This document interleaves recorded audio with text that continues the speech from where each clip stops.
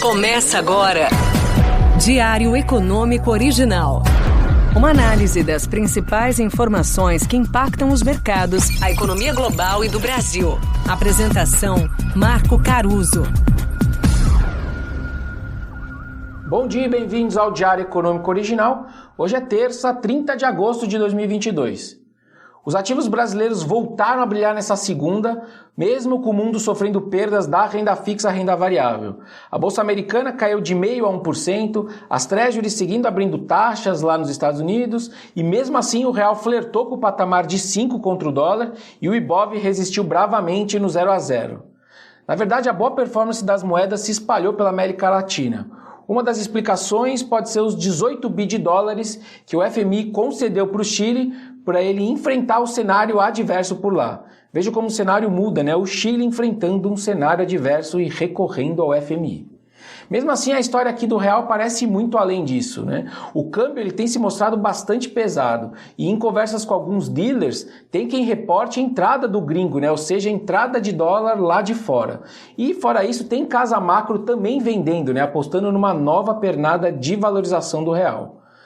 Aqui pra gente, para falar a verdade, os números mágicos dos nossos modelos de câmbio não autorizam patamares muito mais baixos do que esse que a gente está vendo aí.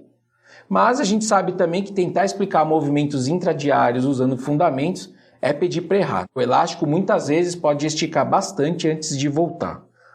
Na bolsa, o destaque seguiu com o setor de energia, com o petróleo avançando 4% e arrastando os papéis da Petro, por exemplo. Eu vi poucas explicações para o movimento, além de alguns confrontos entre milícias na Líbia. A verdade é que as bolsas e a renda fixa têm sofrido muito mais com esse azedume externo do que as commodities, o que acaba me sinalizando que o balanço de demanda e oferta das commodities está bem mais apertado, apesar do macro não ajudar. E aí um ponto interessante sobre isso, a gente está vendo o posicionamento líquido especulativo dos fundos bastante reduzido em commodities, ou seja, qualquer novidade pode trazer esses caras de volta que foram compradores nos últimos tempos e aí puxar de novo os preços das commodities para cima, algo para a gente monitorar, já que isso repercute positivamente nos ativos brasileiros em geral. Falando de renda fixa, esse foi o pior mercado no Brasil ontem. O cenário externo certamente não ajuda, mas também não deveria ajudar a moeda, como acabou ajudando. Talvez a novidade marginal seja o quem dá mais que a eleição apertada está criando. A Folha de São Paulo, por exemplo, noticiou que o ex-presidente Lula pretende pagar uma parcela adicional de R$ 150 por criança que tiver até 6 anos e for beneficiária do Auxílio Brasil, que na verdade certamente voltaria a chamar a Bolsa Família numa eventual vitória dele. Mais gasto significa mais risco fiscal. E aí os cortes de juros precificados para 2023 têm que ser postergados, daí por isso a renda fixa está pior. E isso tudo, mesmo com o Boletim Focus de novo mostrando que os analistas têm reduzido o IPCA projetado para o ano que vem. E para hoje a agenda de dados econômicos é bastante tímida ainda.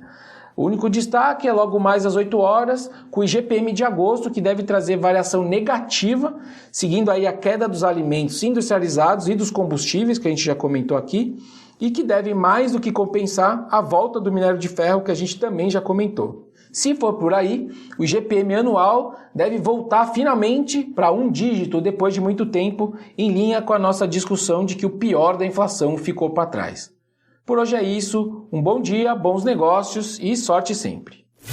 Você ouviu Diário Econômico Original. Uma análise das principais informações que impactam os mercados, a economia global e do Brasil. De segunda a sexta, às 7 da manhã, no Spotify e YouTube.